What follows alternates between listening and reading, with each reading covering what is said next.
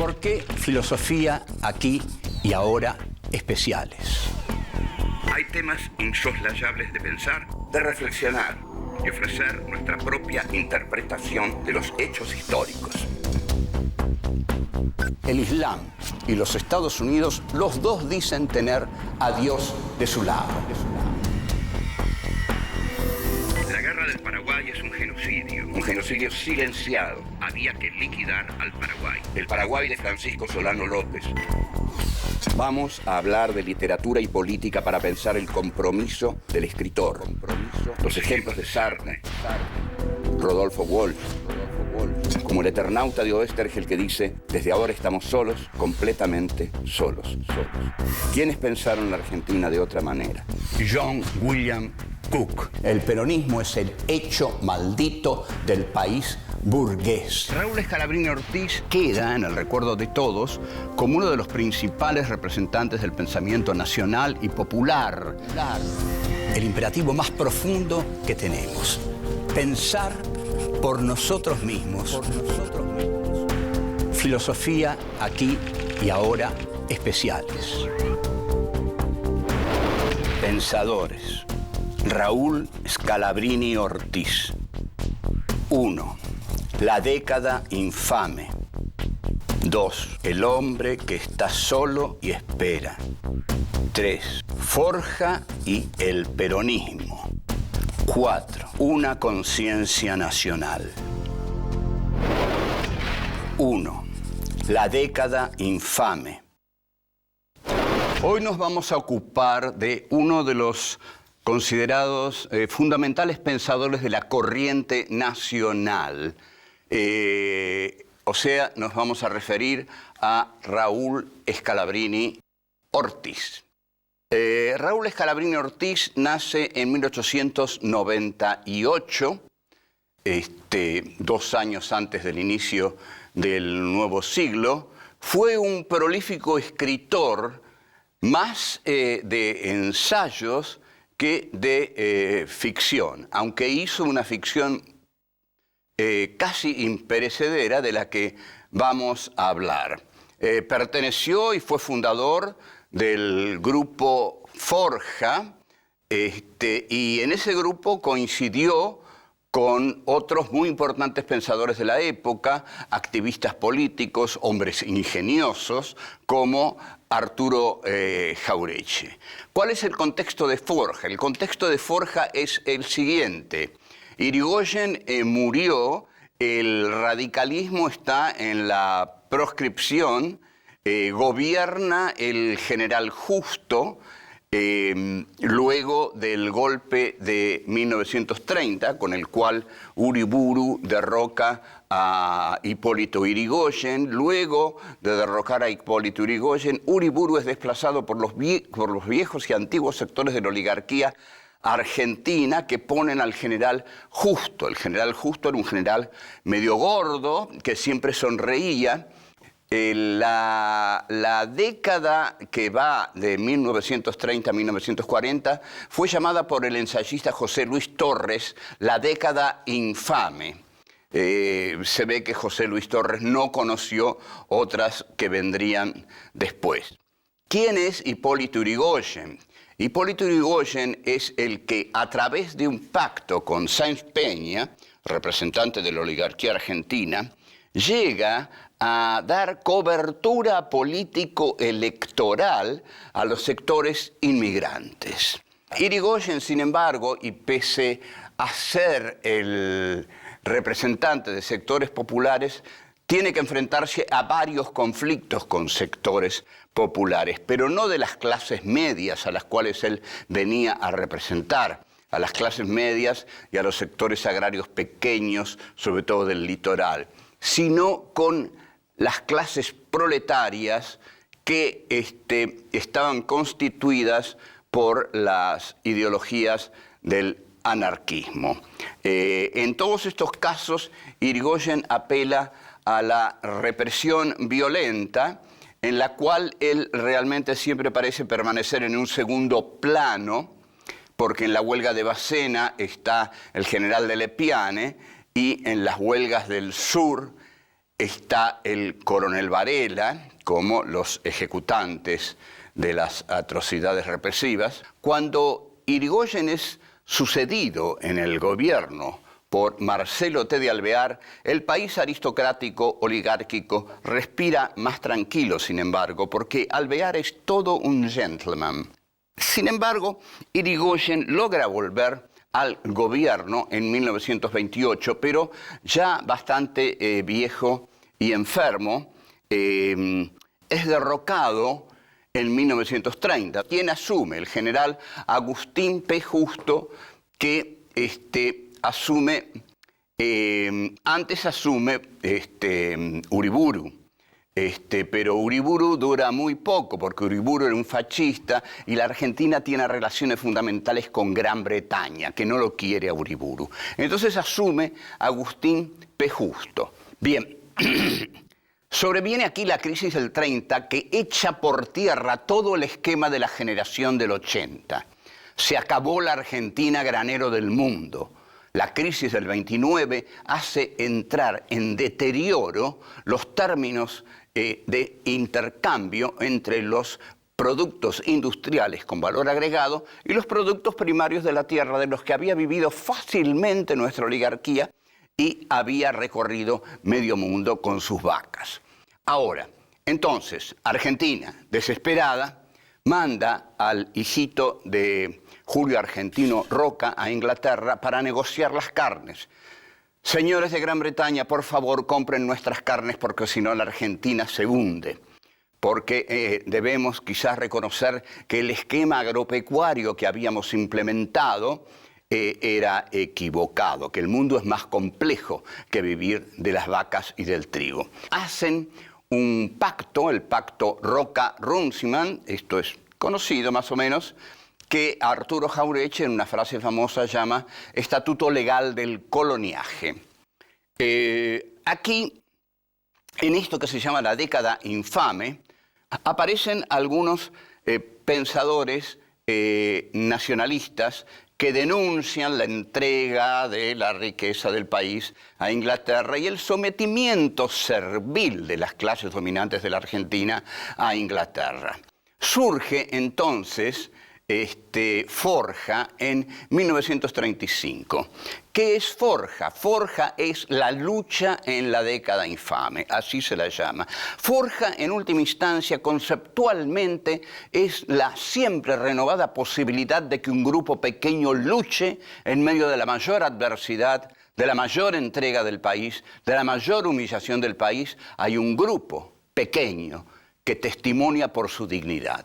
Esto es lo que hacen los hombres de Forja. Entre los hombres de Forja se destaca Raúl Scalabrini Ortiz, que es de quien estamos hablando en este programa, y es a él a quien le está dedicado. Volvemos. 2. El hombre que está solo y espera.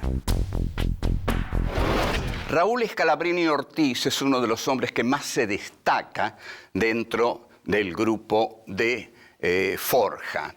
En 1931, Scalabrini Ortiz escribe quizás su obra maestra o su obra, digamos, literaria más ambiciosa, porque sus otras obras no son literarias, son obras de investigación. Pero ahí, en 1931, publica El hombre que está solo y espera. Gana, tal como lo deseaba ganar, porque lo deseaba ganar fervientemente, el Premio Municipal de Literatura. El hombre que está solo y espera es el hombre de Corrientes y Esmeralda, y tiene todo el libro una impronta claramente porteña. Digamos que podría ser el Facundo porteño. O el Martín Fierro porteño, más claramente, digámoslo así. Tiene una visión centralista de la Argentina porque el libro está centrado en Corrientes y Esmeralda, está centrado en Buenos Aires, es el hombre de Corrientes y Esmeralda. En este sentido, no tanto hay un desdén hacia las provincias, sino que hay un desdén hacia el inmigrante. Pero esto está retomado del Martín Fierro, ¿no? Que el Martín Fierro tiene un profundo desdén por el inmigrante. De todos modos, creo que Scalabrini Ortiz intenta hacer como una ontología del hombre porteño, y el título tiene muchas lecturas. ¿Qué es el hombre que está solo y espera? ¿Cómo podemos interpretar ese título un tanto extraño? ¿Qué espera este hombre apoyado en la esquina de Corrientes y Esmeralda? Este filósofo es muy famoso, se llama Alain Badiou. Alain Badiou tiene una teoría acerca del acontecimiento, habla todo el tiempo del acontecimiento, y en su interpretación de la gran obra de Samuel Beckett, Esperando a Godot, como generalmente se sabe, Vladimir y Estragón esperan durante toda la obra a un personaje que se llama Godot y que dice que va a venir. Godot no viene, y ese es el sentido de las vidas de Vladimir y Estragón, esperar a Godot. Ahora, Badiou dice que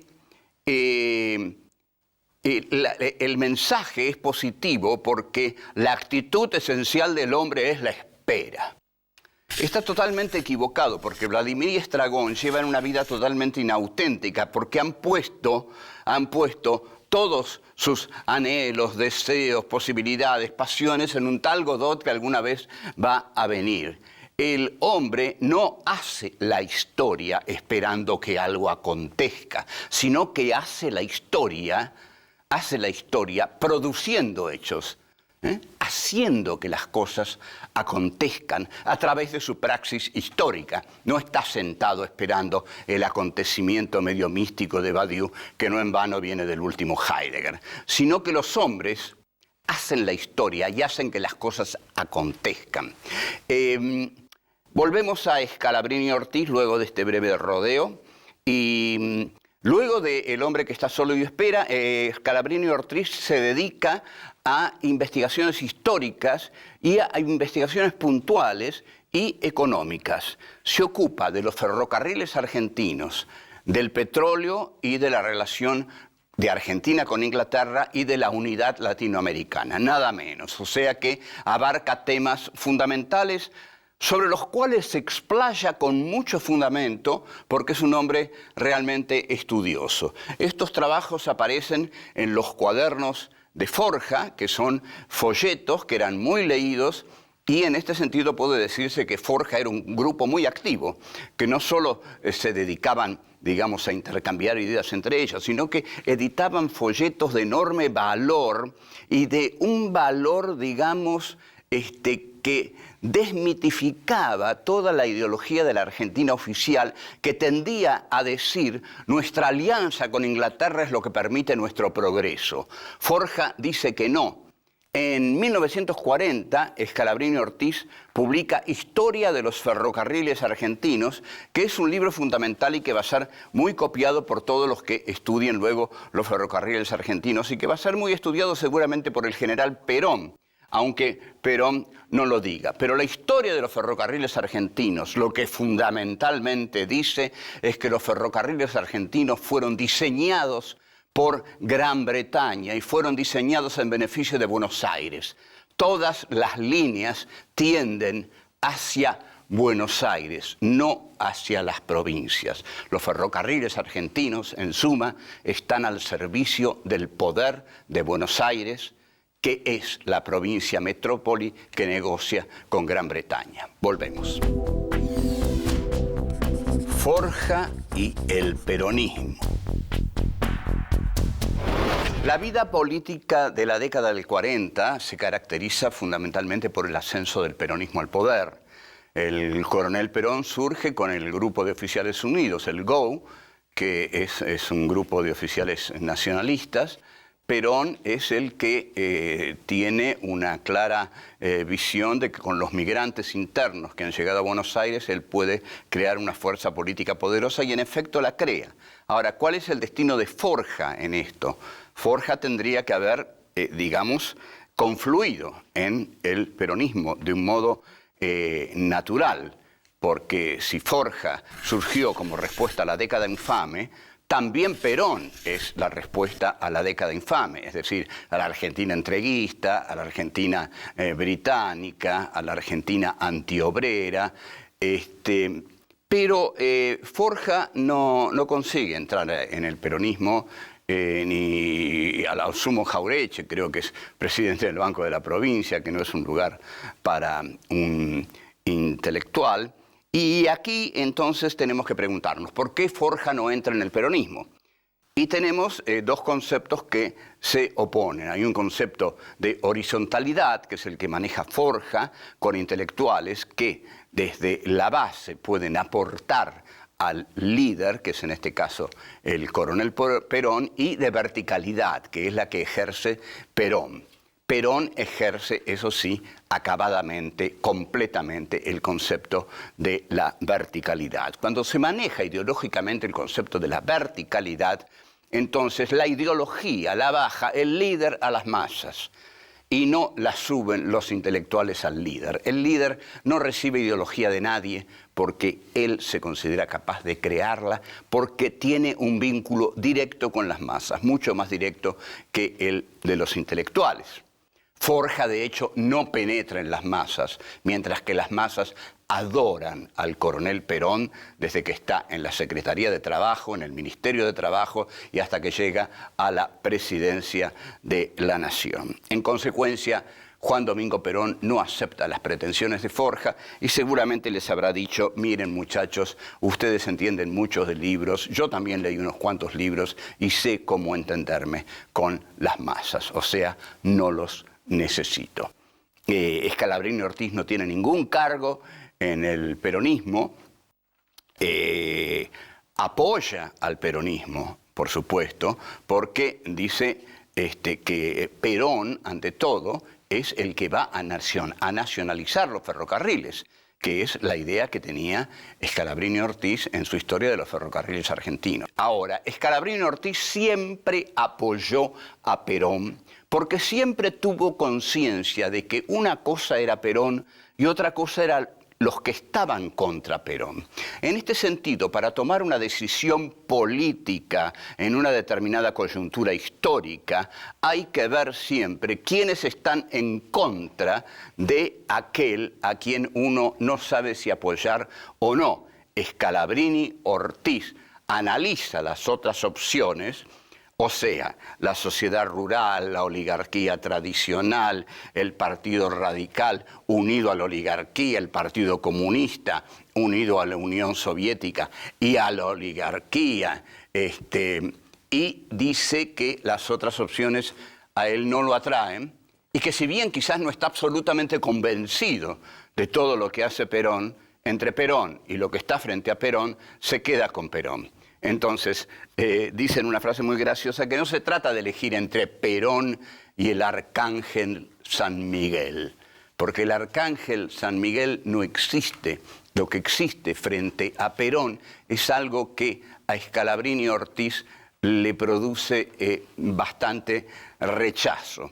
Lo que hay frente a Perón es un rejunte de políticos de distintos partidos, radicales, conservadores, gente, representantes de la oligarquía, Federico Pinedo, por ejemplo, que es un economista de los sectores más concentrados de poder y está totalmente enfrentado a Perón.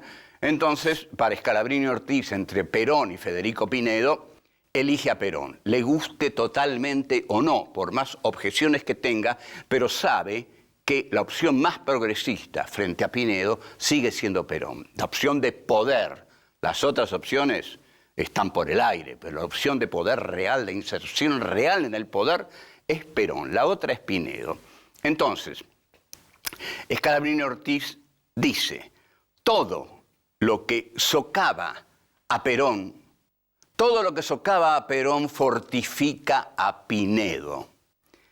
Cuando Pinedo simboliza un régimen político y económico de oprobio y un modo de pensar ajeno y opuesto al pensamiento del país. O sea que la clara distinción que hace Scalabrini Ortiz, que pensaba bien políticamente, era, si yo lo debilito a Perón, lo fortalezco a Pinedo. La cuestión delicada acá es cómo no debilitarlo a Perón y a la vez poder llegar a él con las críticas necesarias sobre aquellos errores que comete o sobre aquellas acciones que debería emprender.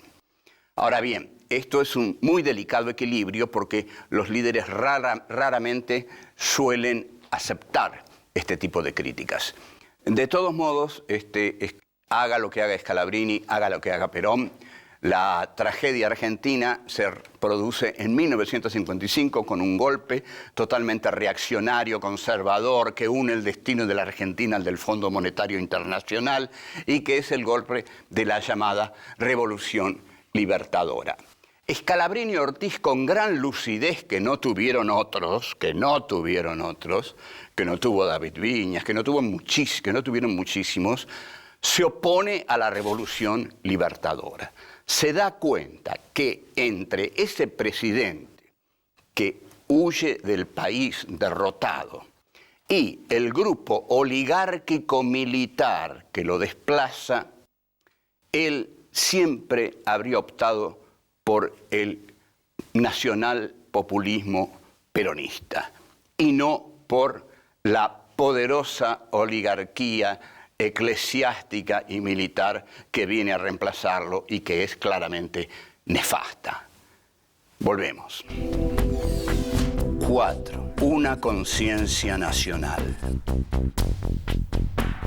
Perón marcha al exilio y comienza un muy rico periodo para el peronismo, que es el de la resistencia peronista. Scalabrini Ortiz ve en Arturo Frondizi una posibilidad muy interesante como paramilitar junto a él y se integra dirigiéndola a la revista ¿Qué?, que fue una revista fundamental del desarrollismo frondifrigerista. Cuando decimos frondifrigerista queremos decir Frondizi-Frigerio. Pero dura poco Scalabrini Ortiz en la revista ¿Qué?, no tenía mucho de desarrollista y se pelea con Frondizi porque Frondizi se había presentado ante la sociedad, sobre todo durante el gobierno de Perón, como un gran defensor de la soberanía petrolera, porque Perón en el año 54 intenta hacer un contrato petrolero con la petrolera del Standard Oil, California, y ahí Frondizi saca un libro, Petróleo y Política, como gran defensor nacional de las fuentes de energía del petróleo. Pero durante su gobierno, como tantos hacen, Frondizi cambia de posición y firma contratos petroleros mucho más onerosos de los que había denunciado durante el gobierno de Perón. Esto para Scalabrini Ortiz es indignante, es inaceptable y en consecuencia renuncia a la revista ¿Qué? Y renuncia a apoyar a el presidente Arturo Frondizi, que había subido en un arreglo con Perón, con el pacto Perón-Frondizi. Entonces, ahí Scalabrini, desilusionado, sombrío, se aleja de la actividad política. Este alejamiento de la actividad política, que es el alejamiento de lo que fue siempre el centro de su vida, conjeturo que posiblemente lo haya llevado a algún tipo de depresión profunda. El caso es que muere en 1959. Muere como un hombre que transitó por la política, que nunca vio realizados plenamente sus sueños, sin embargo, queda en el recuerdo de todos como uno de los principales representantes del pensamiento nacional y popular, es decir, del pensamiento que une el desarrollo de la nación junto con el bienestar del pueblo. Y la conciencia nacional es la conciencia de que esas dos cosas deben marchar juntas, que no hay nación si no hay bienestar popular. Esa es la conciencia nacional. Al tener conciencia de este problema, se tiene una conciencia de la nación. Nación y pueblo marchan juntos.